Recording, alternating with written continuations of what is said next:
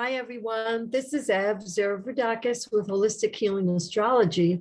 And this part of the Astrology Made Super Easy class, we're going to talk about aspects. And aspects are the last components that we're going to talk about in the beginner's astrology. But there's really no beginning and no intermediate as far as like a good astrologer is always learning astrology. I'm forever learning. That's why I haven't finished my book, because I feel like I haven't put enough information into it, because every time I learn something, I want to put more and more information. So what I am going to talk about now is the aspects. And excuse me for turning off the phone. And I'm going to put my timer on. So aspects are geometrical angles between planets and the power points or important points in the chart. So moving forward, we have some of the aspects that I'm going to talk about here is conjunction, and the symbol is right here, that little circle with a little dash, and that's 0 degrees. And then we have the second harmonic. So this is a first harmonic, and harmonics are, you might hear about it or read about it in a book. They just mean the degrees and the priority list as well. So I'm going to cover a few different things here at once. So the first harmonic is the conjunction, and that's when it's 0 degrees or right next to each other. So when we talk about conjunctions and the rest of the aspects, we have to remember that they're sometimes it's not exactly 0 degrees difference. So the difference or the range could be called orbs, an orb. So for the conjunction, we usually give like a 10-degree orb, but it could be less. So 10 degrees plus or minus, and that will count as a conjunction. Now, a lot of times when you order the printed out versions of the charts, you'll get a conjunction grid and an aspect grid or an aspect list. And that is already calculated, so you don't have to manually figure out, is there a conjunction in your chart? Thanks to computerization, it's all done. If you have a chart and you don't have an aspect list or aspect grid, I have them, I sell them, and I do use one of the finest software programs out there that I'm aware of that is super accurate for tracking the planets, because you do want something accurate that tracks the houses, the planets, the signs, et cetera, and it's what NASA uses. So if it's good for NASA, it's good for me. And if you buy a natal chart from me, I charge real, great price, and you could just either call or check online, and you get an email directly into your inbox. How convenient is that? And then if you want to print them out, which I highly recommend that you do, then you'll be all set. I ask all my students to make sure that they have an accurate chart, because that's what we're going to interpret with. So sorry about the tangent, but we're talking again about aspects. So the conjunction, we're going to say 10-degree orb. Also, when I deal with the planets, the moon and the sun, I give them a 10-degree orb as well, 10-degree difference. Okay. So the second harmonic, and I want to make sure that I'm doing this precisely, is going to be the opposition. which is right here, that's 180 degrees. And the glyph over here, the symbol is like a dumbbell.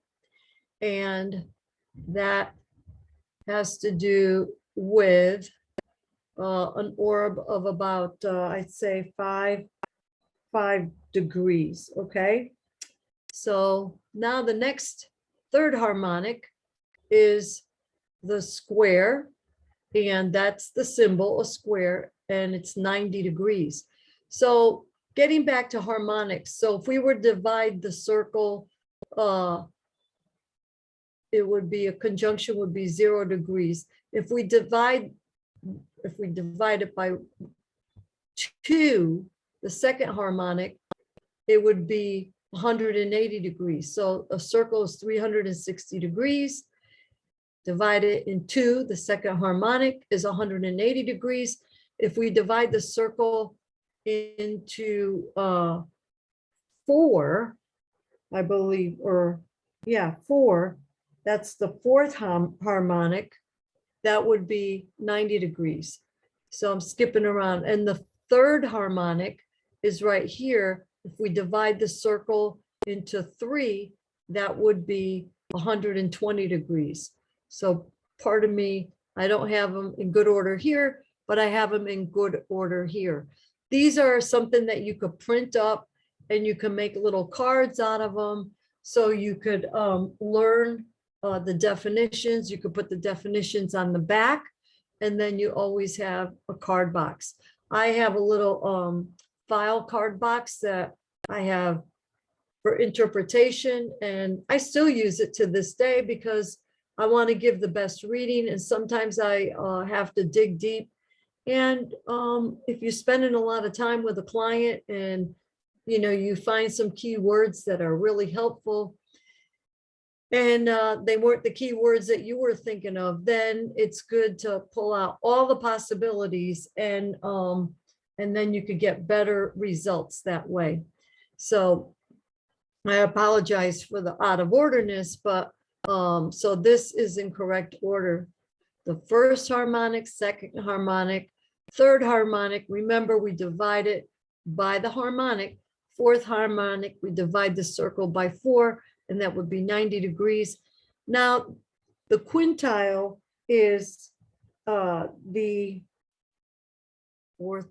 fifth harmonic. And if you divide the circle into 5, it would be 72 degrees. And I will give you the definitions. I just want to get the math out of the way first. Math first, then language. So then the sixth harmonic, divide the circle into 6, 360 divided by 6, that's 60 degrees. And these are the symbols. The symbol for the quintile is just a big Q, okay? So this is the sixth harmonic. Now we're going to go into the seventh harmonic, which is a semi-square. There's the symbol, semi-square, and that is 45 degrees.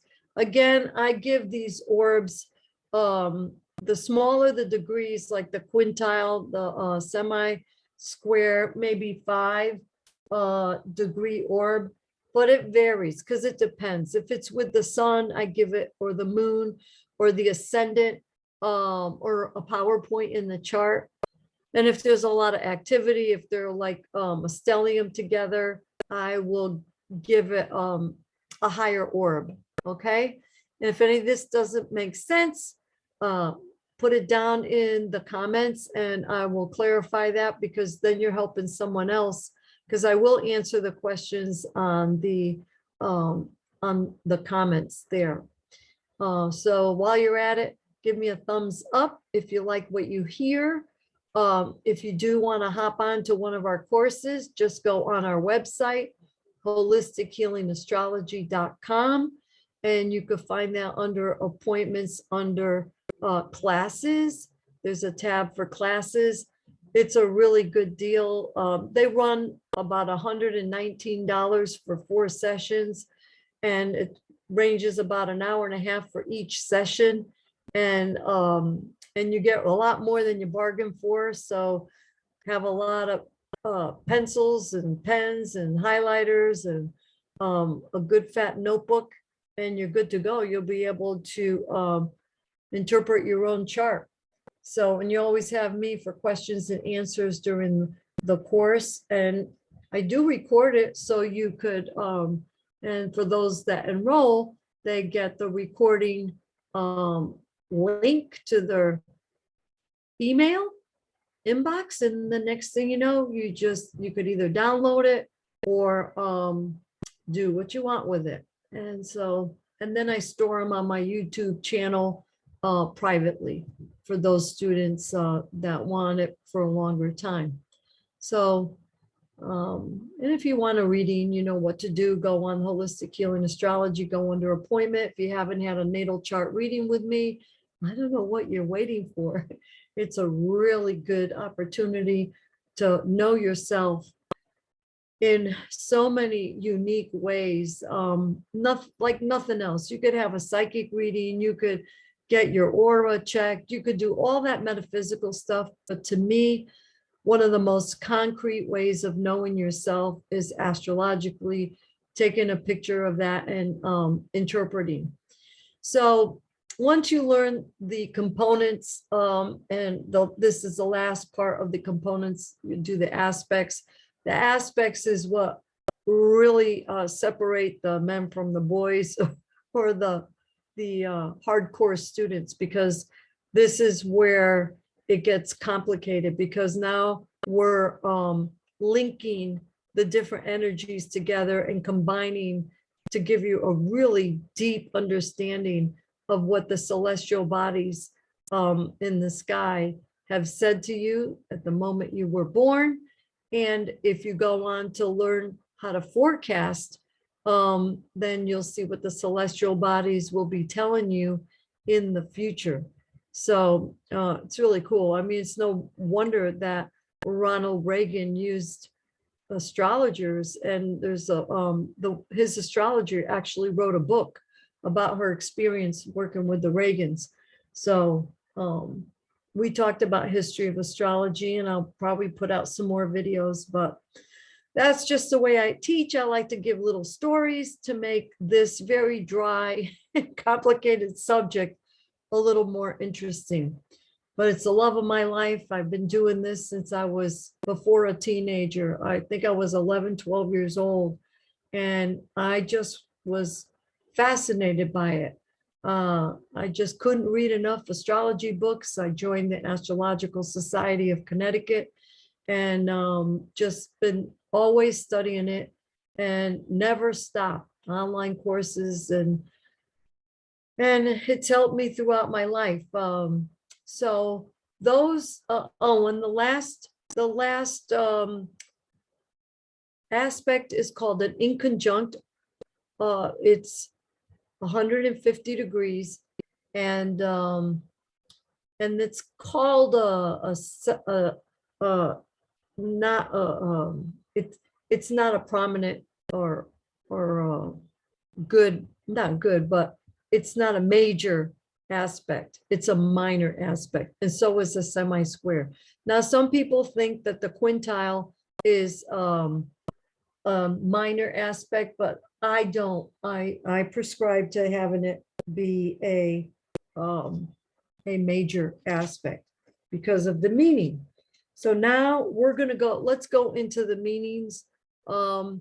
So again, this is the priority written in very tiny letters. The first priority and strength, the strongest aspect is a conjunction. All right. And I give it a 10-degree orb. So right here, then the second is the opposition. It's a major one. And we give it about a 6-degree orb or more if it has to do with the sun or the moon. Okay. The third is a trine, 120 degrees. These are the symbols, and it's 4-degree orb. But you could do actually you could do more than that. It depends. And then we'll talk about how many signs in between.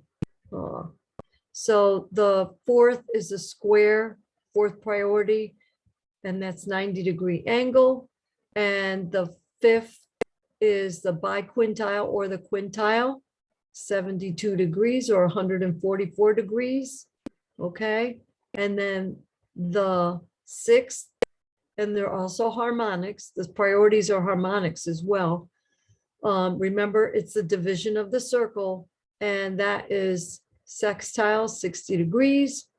And the seventh, we're not going to talk about. And the eighth is a semi-square. Okay. So, and the ninth is a quincunx or an inconjunct, another name.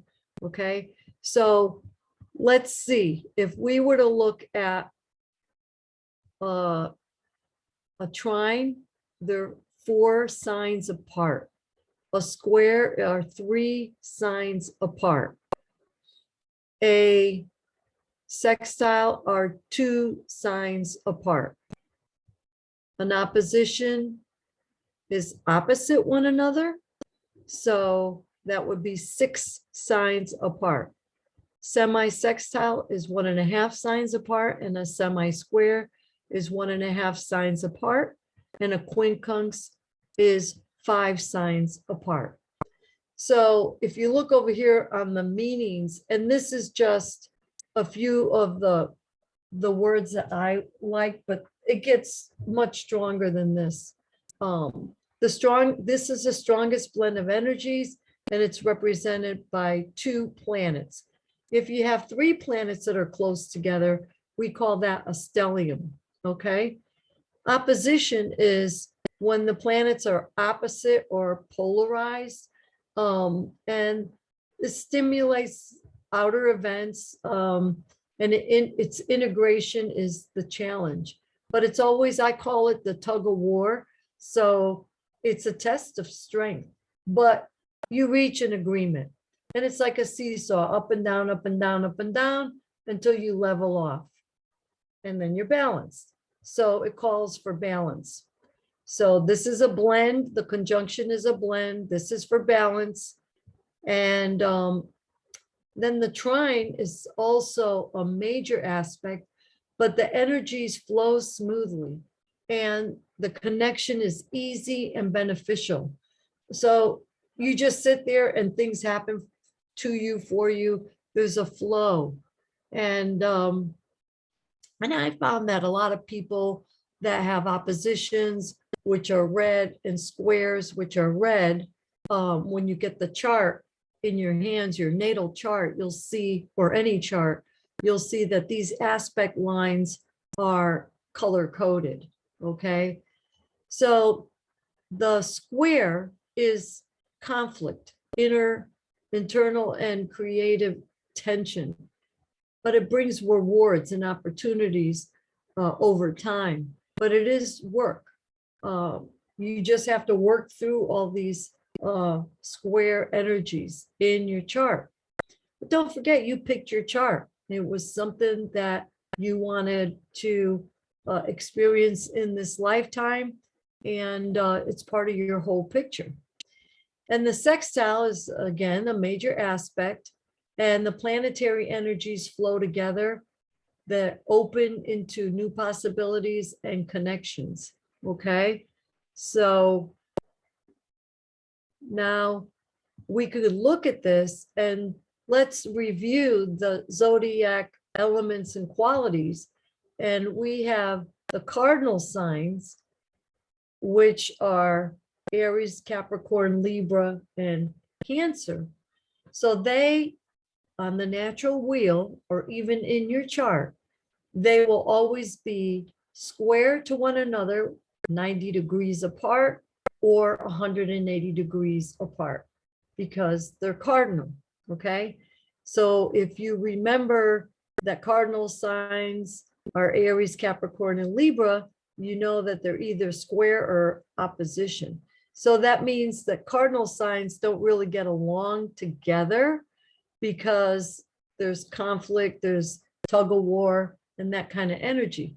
And if we review back what a cardinal sign is, they're the starters, they're the initiators.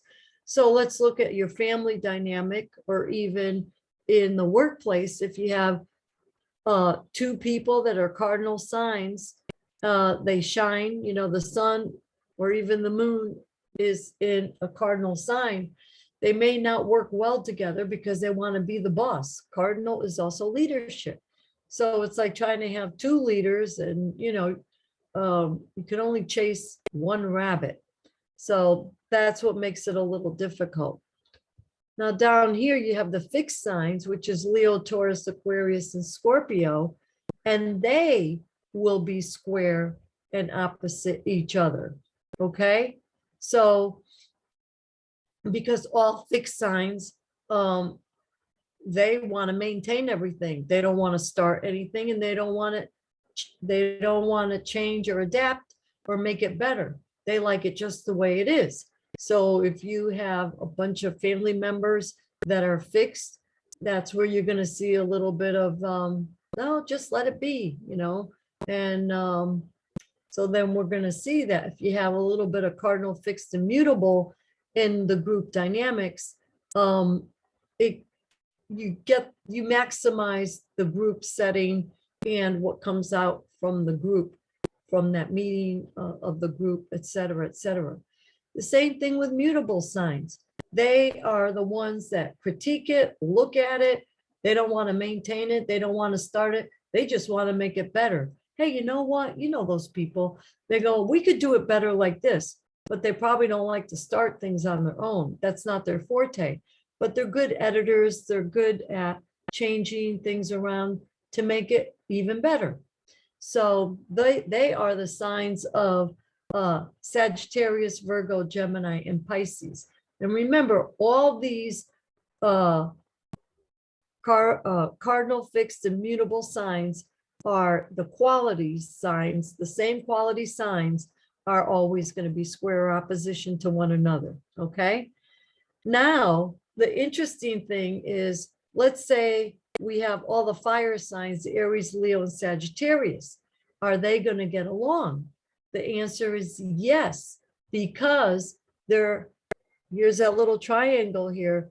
They are 120 degrees apart from one another, which is called a trine. And remember what the trine is? It flows. So these energies flow. Aries is cardinal, Leo is fixed, and Sagittarius is mutable. You see, that's why there's a flow. And I hope you guys have light bulbs going out, and, turn it on in your head and saying, oh, isn't this cool the way it works in astrology? And that's what I love about it. It's very mathematical and scientific. The part that is an art is the interpretation. So I put all that in my clients' hands. If you're going to do your own chart, I think that's the best way to go. It's good to have your own reading by other astrologers, because it gives you like a second opinion or another way to look at things, especially if you're a beginner. However, when you study your chart, like I've been studying my chart for over 50 years, I know my chart. And over the years, I see how the different energies have changed and morphed and evolved. So that is a powerful thing. And that's what makes astrology so unique and fascinating. So again, we have all the earth signs together, Capricorn, Taurus, and Virgo. And remembering that, yes, they're all going to get along. But Capricorn is the cardinal, Taurus is the fixed, and Virgo is the mutable. But if you had all Taurus people together, it would be rough. It'd be all fixed. So it'd be like the square and the opposition, not a nice flow. Same thing with the air signs. We have Libra, Aquarius, and Gemini corresponding to the cardinal, Taurus, fixed, and mutable. And they all flow together. Same thing with the water signs. We have Cancer, Scorpio, and Pisces. Cancer is cardinal. They like to start beginnings. They're the leaders. And then the fixed is Scorpio, and the Pisces is mutable. Okay. So And then it's always a good reminder to remember that the yin and the yang, positive, negative, and that's literally, Aries are going to be positive. Taurus can be negative. Gemini can be positive. Cancers can be negative, with their thoughts and their words and everything. And it just goes right down the line. But we have every single sign in our chart. So that's just a reminder. So what we're going to do here is take a look at, this was November 4th. So if someone was born on November 4th, 2021, this is your chart. If you were born in this area at 11:49. And remember, the planets are the energies and what you like to do. That's the what of the chart. The how in the chart of the signs, the way you do it, how. And then the where are the houses, the areas of your life. Okay. So I'm going to go back to our aspects here, and I'm going to give you some more key definitions. And we're going to talk about the applying and separating aspects. But what we're going to do is look at a chart for that. Okay. So some key words for conjunction, and it's a distance between two planets, and it's between 0 and 6 degree orb. Okay. And if the planet is approaching, so we go with the, we have to remember the rotation of the planets. So the ones closest to the order of the like the sun, excuse me. So we have the moon, the fastest rotation. Then we have Mercury, and then we have Venus, and we have Mars, and so on and so forth. So the applying aspect is when a planet, let's say the moon, is approaching Venus, because moon is a faster one. So it's all the speed of the planet and the proximity, of course, go hand in hand. So it's always which one is going faster and which one's a slower planet. So the moon is going faster than Venus. So if the moon is approaching Venus, that is called an applying aspect. If it already hit the same degree as Venus, the moon comes and hits that same degree as Venus, and now it's moving away from Venus, that is called it's separating aspect. So it's very important to understand that. Why? Because an applying aspect is stronger than a separating aspect. And if I could do this, I will show you this on the wheel once we get to it. So the conjunctions are intensity, focus, they work together, it's spontaneity, and they could cancel the good and the bad. So if you have, let's say, Venus with Pluto, it could soften the Pluto, or Venus with Saturn, it could soften the Saturn. If you have Jupiter with Saturn, that could soften it up. So, but it depends on a lot of the other elements that go on inside the chart, but it can give you a neutralizing effect. And if the applying aspect, it's an applying aspect versus a separating aspect. So remember, the applying aspect is stronger, okay? So these are all little things to keep in your mind. So, and it also means unity. Usually these conjunctions are in the same house or in the same sign. So what happens if they're not? Well, it's still a blending of energy. So if it's between the first and the second house, this conjunction, then it has to do with yourself, who you are, your identity. And your values and your self-esteem and your possessions and money, et cetera, et cetera. And if it's in the same sign, that's fine. As I said before, that is the, you know, the energy of it. And then the houses is where this energy will take place. Okay. So the next one we're going to look at is the opposition. And the opposition is right here. It's 180 degrees. There's your orb. And the orb is 10 degrees. Okay. Because it's a lot of degrees, 180 degrees. So we got to give it some slack here. And so that's a conflict in relationships. It's struggles, it's tension. It's me and you. It's how I'm relating to others. It's also the second harmonic, remember? It's challenging. There's a need to balance. It creates something incredible. It's a push-pull in relationships. It's antagonistic. And it's how you can increase your awareness. It's a pulling apart.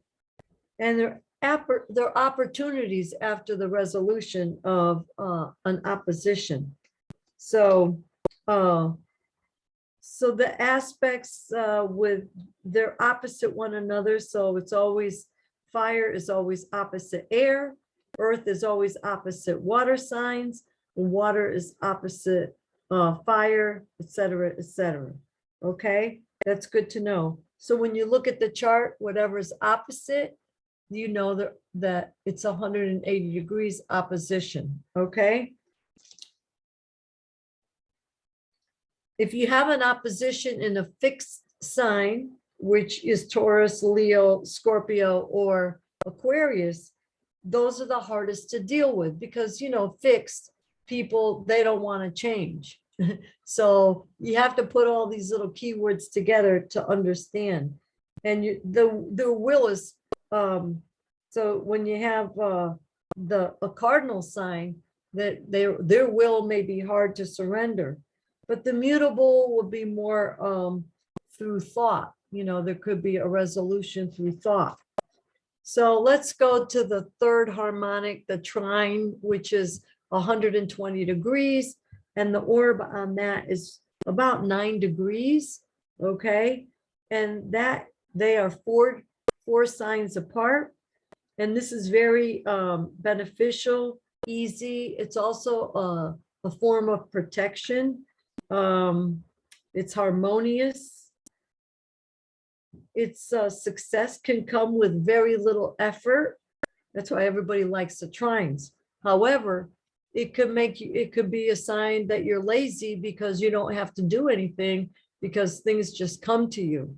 So you're very complacent in the area of that trine. You're not going to work at it. You just sit back and let it happen. Those are also your natural talents. It's also where you get support.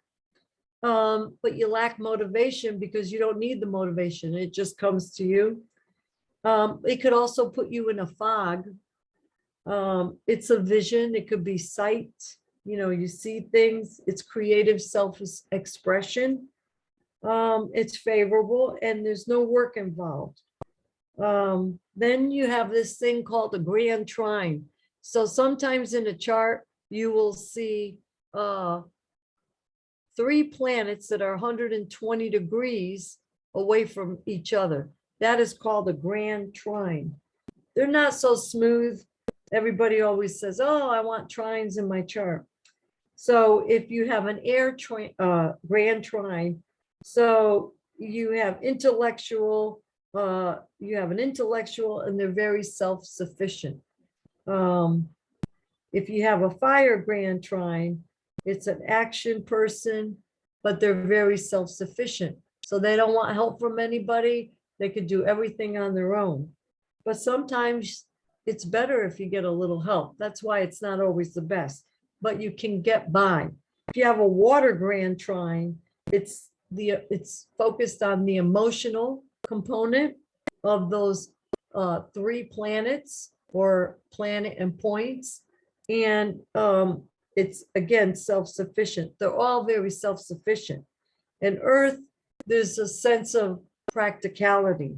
So air is intellectual. If you go back to your elements, fire is action, water is emotional or sensitive. You could use any other key words, but the main thing is when it's a grand trine, it's self-sufficient. And the Earth is practicality, okay? So it's also the way we earn money. These trines will tell you how you earn money. So isn't that cool how you can learn all this stuff in astrology? Now the square is over here, and it's divided by 4. That's a 4th harmonic. And there is your glyph or your symbol. And they're 3 signs apart from one another. And then we give it an 8 to 10 degree orb. And don't forget that the applying aspects are always stronger. So we have challenges, difficulties. People don't like squares, but all that means is these are your lessons that humble you. And you learn from your past or your past lifetimes. There are limitations. It could be tension. It could be a place of destruction and where you're disagreeable. It could be a showdown, where you're just gonna put it out there in the open, and we're gonna hash it out, and we're gonna figure this out. It's also anxiety, stress. It's work, like I said. But it could be a deeply ingrained pattern too, like a habit. So something that you have to change with self-discipline. So it's not that you're stuck this way forever, that you're always going to be this way the rest of your life. It just means with a little discipline, you could change those habits and limiting beliefs and limitations. It's conflict, power struggles. So something to overcome, stumbling blocks, restlessness, motivation and drive, and the opportunity to grow. So if it's in the fixed sign, the square, it could be agents of karma. Okay. So now the next one is the 5th harmonic, 72 degrees right here. It's the Q is the symbol for it, quintile. And that is, we could have a 1 quintile, a biquintile, which is 144 degrees, or a triquintile, which is 154 degrees. And we give it a 5 degree orb. Remember, the orb is the difference. So this is subtle and spiritual in dimension. This is where your angels are coming in to help you. Your spirit guides from the other side, they're coming in to help you. It's all really super duper energy. And it's uninhibited. It's flowing easy. It just comes to you. And it creates the fundamental energy flow. So it's help from the invisible world. And I love quintiles. I find that a lot of psychic people or very intuitive people have a lot of quintiles, especially if they make aspects to the sun and the ascendant. So, or to the same sign as the sun and the ascendant. Also the moon, okay, because those are your emotions. So now the next one is the 6th harmonic, which is a sextile. Right here is the glyph or the symbol. It's 60 degrees. And sextile is 4 degree orb. And it has to do with compatibility, where these 2 planets that are sextile There's compatibility, creativity, opportunity for productivity, okay, cooperation, and it's not as powerful as a trine, but it is a flowy energy. It's not like a square, and it's a sharing of space and energy. It's harmonious, and it has to do with information flowing and easy information. Things come to you like a knowingness as well. It shows where success would be, skills, supportive areas in your chart. It's a relaxed energy. It's simple. It's comfortable. And it also could mean new connections, new possibilities to want to share. And it's like, again, pleasant. It's very easygoing. So then we have the semi-square over here. That's your eighth harmonic. And that could be stress, frustration, creative tension. It's 45 degrees, as I said. It's similar to a square, but not as powerful, okay? So the conflict is determined, but it's subtle. And it just tells you we need to be calm, take it easy. And that's kind of what the message is. But it gives you motivation and drive to get through. And then we have a semi-sextile, which is 30 degrees, which is not on here. However, that is a harmonious aspect, and it's similar to a sextile, but it's just a little weaker. And this is a minor aspect. I don't always look at it. And then the inconjunct or the quincunx is right here. It's 150 degrees. And I like to use like 5 to 8 degree orb on this one. It's a mixed influence. It's sometimes it has to do with your health, but it also has to do with a need for harmony and adjustment. So wherever you see an inconjunct or a quincunx, you have to work on the harmony and adapting to these energies. It also shows where you have courage. There could show arguments with those close to you that have differences of beliefs. It's not smooth because they're five, I believe they're 5 signs apart, and 5 signs apart have nothing in common. So it's forced fun, it's forced communication, it's overly indulgent, it's frustrating, it's a tough aspect. It could be areas of disappointment, tendency to make a mistake, and it also could show health issues, all right? And that is the last of the aspects that I'm going to talk about. And like I said, if you have any questions, put them in the comment box below. If you like the channel, please subscribe. If you like the video, give me a thumbs up, and that will help other people find the video. And so now we're going to go into a chart, and I could show you, for example, let's look at the moon and the sun. So the moon is the yellow glyph over here, and it's in Scorpio, okay? So the moon is conjunct the sun. But now we have to see, is this an applying aspect or not? With conjunctions, we don't usually use applying, at least I don't, but because it's 9 degrees, so it's before, I would call that applying. Now, we're going to choose Mercury to Mars. So Mercury is the faster planet.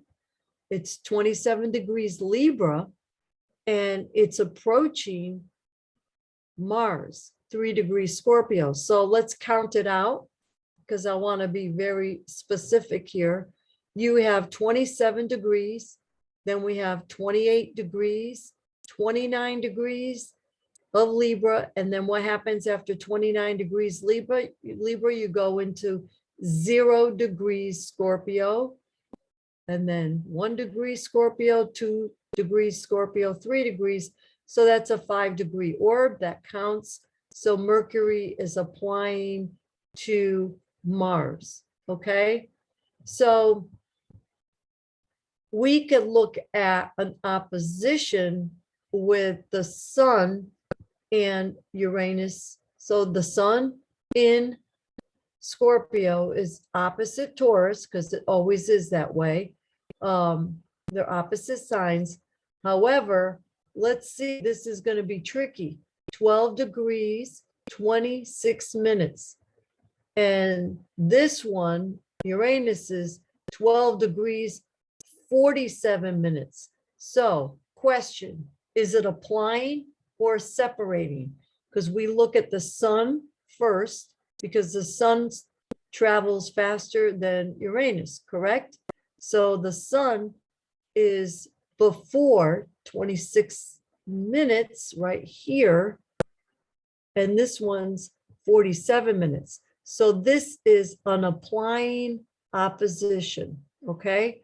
Let's look at this trine with Saturn and Black Moon Lilith. So I feel that Saturn is faster than Black Moon Lilith, and it's 7 degrees Aquarius, 22 minutes, and Black Moon Lilith is 12 degrees, 6 minutes in Gemini. So this Saturn is applying to Black Moon Lilith, okay? Do you see how that goes? So let's see if okay, here's another one. Let's see if I could get a separating aspect. So we have Jupiter, 22 degrees, 50 minutes, but it's going to the midheaven, which is a stationary point.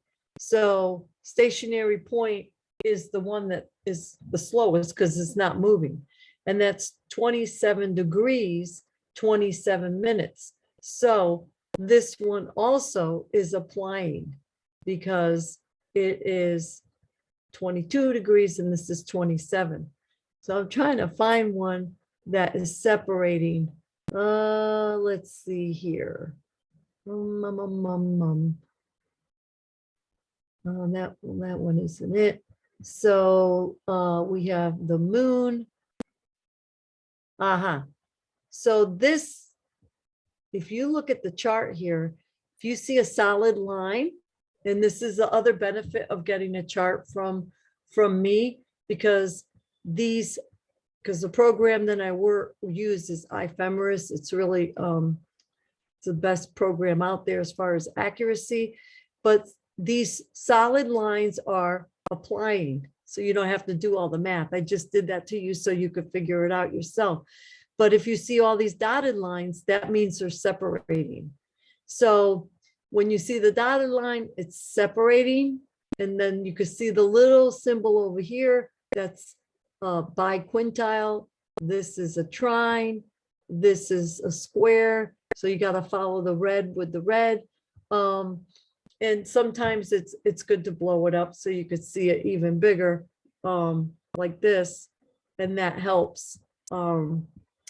So then you could see the symbol and then these dotted lines, okay? So again, the solid lines are the applying aspects, and they're the stronger ones. So that way you could always figure out the neutralizing effect, which is, sometimes it's not as bad as you think it is because of the neutralizing effect. So if I could fix this, this stretched out course, it's not going to work for me because, oh, there we go. So, and that's one example. Now, that was the same one. So now we're going to look at priorities and the overall pattern. We look at the overall pattern. What is the distribution of the planets? And are there group planets? Are there conjunctions? Are there stelliums? Is everything in the certain hemisphere, northern, southern? We make that general analysis and we look at the elements and the modalities. If you get the chart from me, you will have a chart of and a graph of the modalities and the elements. You will also get a list of where the planets are as far as signs and houses. And you will look at the hemisphere quadrants. And we also have to look at the ascendant, which is over here, the sun and the moon. And then you have to look and see what is the chart ruler. So you look here at Sagittarius is the ascendant. The ruling planet of Sagittarius is Jupiter, and Jupiter is here in the third house. And that will start you with your interpretation. Then you're going to look at the 4 major points in your chart, which is, if you remember, your ascendant, your personality, the base, the earth, the roots of who you are, other people in your life, one-on-one relationships, and then your career. All right. Then we look for stelliums or planet clusters, and we have some here with the moon, sun, Mars, and Mercury, and those are all personal planets. Okay, so that's very important. Here's another personal planet here, and then we look at the transpersonal and the outer planets. All important stuff to look at. And then we look at the red, blue, and green lines, which are the aspects. And that's what this whole thing was about. It was about aspects. So we consider the elements and modalities, and you look at the degrees of the cusp. Okay, 7 degrees, 21 degrees, 21 degrees. And if there's stuff, you know, when you get into more advanced astrology, like 12 degrees is like the galactic center. There's also degree of awareness. And I don't want to say the exact number, but I know 0 degrees is a beginning energy for you. If it's 29 degrees, that means there's an urgency because it's time to finish, because after 29, so this right here, 29 degrees, Venus is 29 degrees Sagittarius. So this person is going to have an urgency with belief systems about money or what they love, which has to do with Venus. And this stuff is always spot on. I've never seen stuff like these particulars not be true. And then you could look at the opposition, and or you could look at, let's say, the sun and see all the aspects that have to do with the sun. So this sun is opposite Uranus.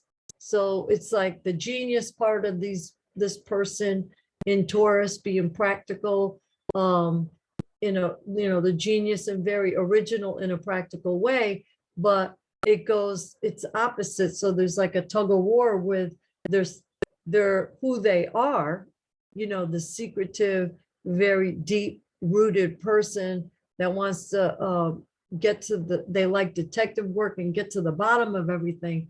They're always very curious about that, but very secretive and discreet. But their moon is conjunct the sun, so both emotions and who they are have that same energy of what they want for their life. The whole occult scene, death, sex, all those key words and energies. So I hope that you've enjoyed this really long video, but if you have any questions, you know what to do. Thank you again for sharing your time with me, and I look forward to seeing you again. and make it the best day ever. And we are going to stop the recording.